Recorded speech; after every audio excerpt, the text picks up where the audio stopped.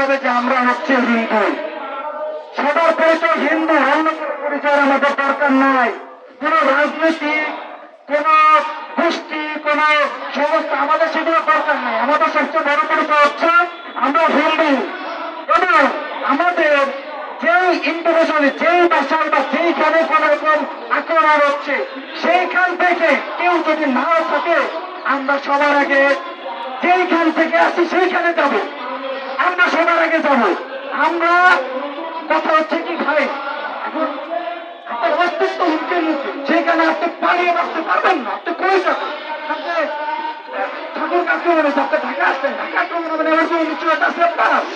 অর্থাৎ আপনার যেখান থেকে আসবেন সেইখান থেকেই রুখে দাঁড়ান। সেইখান থেকে আমার লোকজন একজন হয়েছে, আপনি কি বুঝতেছেন?